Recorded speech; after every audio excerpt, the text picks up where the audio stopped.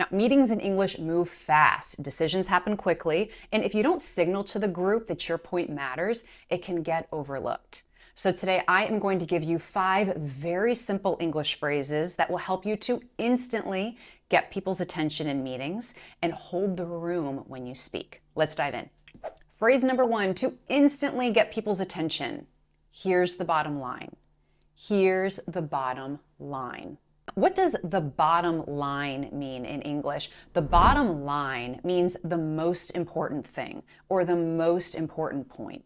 When you say, here's the bottom line, it really works to get people's attention because the word here's builds anticipation. It immediately gets people curious about what you're going to say next.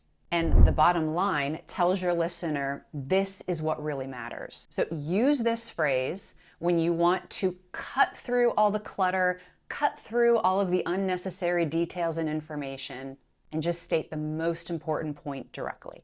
Example, we asked the team for feedback. Here's the bottom line. We're not communicating clearly enough, and it's slowing us down. Moving on, phrase number 2. Let me be clear. Let me be clear.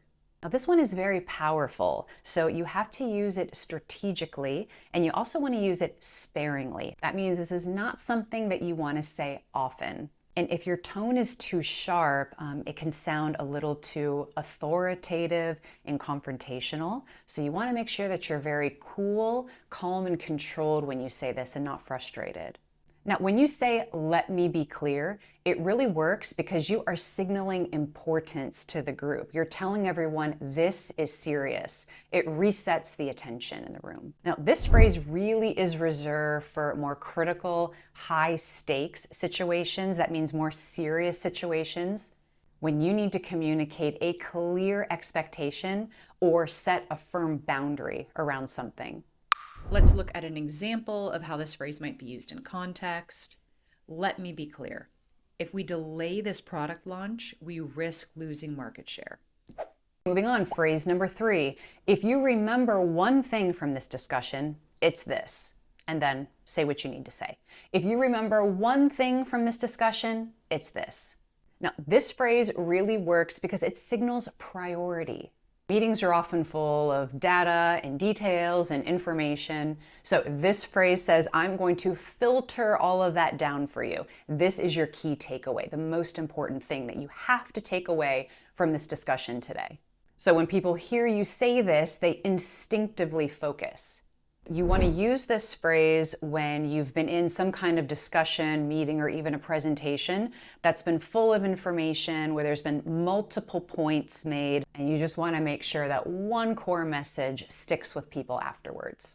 We've covered a lot of ground here today. If you remember one thing from this discussion, it's this: consistency matters over perfection.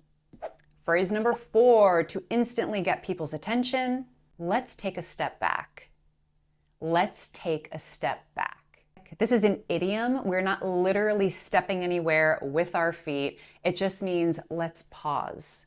Meetings often get off track. The conversation often goes off topic. So when you say, let's take a step back, it really works to get people's attention. It refocuses the room. Let's pause and look at the bigger picture. You want to use this phrase when you see that the direction of the discussion isn't productive. You see that you need to gently bring everybody back to the matter at hand and realign everybody. We're debating minor execution issues. Let's take a step back. What issue are we really trying to solve here? And our 5th and final phrase to instantly get people's attention, before we move on. Before we move on. To move on means to continue, to proceed. So here you're saying, stop, before we continue, before we proceed, before we go any further. When you say before we move on, you're telling everybody, hey, stop, time out, something important still needs attention. This phrase shows that you're thorough. It shows that you're engaged. It shows that you're thinking critically through many different pieces. So you want to use this phrase when the discussion is moving forward, but something still needs to be clarified or figure out, decided, solved.